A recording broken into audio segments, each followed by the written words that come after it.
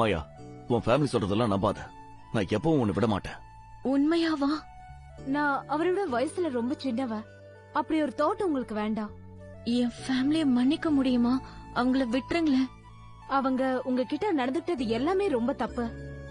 அதுக்கான தண்டனை அவங்க கொஞ்சம் அனுபவிக்கட்டும். அப்பதான் உங்களுக்கு புரியும். ஆமா, அப்பதான் உங்களுக்கு நம்ம பட்ட கஷ்டம் தெரியும்.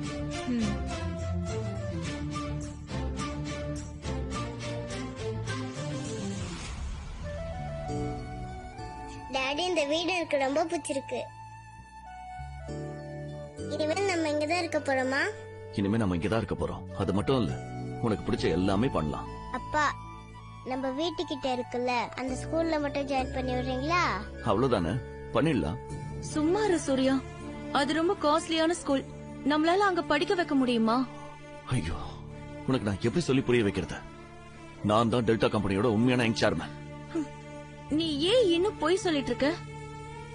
அப்புறம் பூஜாவும் அதையே நினைச்சுக்கிட்டு அடம் பிடிப்பால. கொஞ்சம் சும்மா இரு. நான் உண்மையை தான் சொல்றேன். வேண்டாம், அவ மனசுல ஆசைய வளர்க்க வேண்டாம். சரி, இப்ப நான் முழு உண்மையை சொல்றேன். நீ அதை கேட்டு டிசைட் பண்ண. நான் ஒரு ப்ராப்பர்ட்டியை சேல் பண்ண. அது எங்க அப்பாவோடது.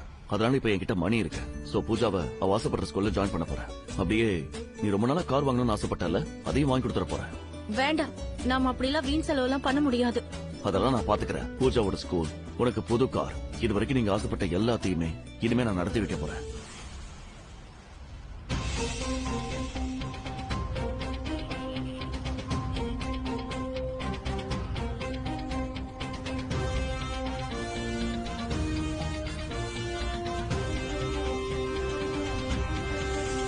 மாயா, உனக்கு எந்த கார் பிடிச்சிருக்குன்னு சொல்ல.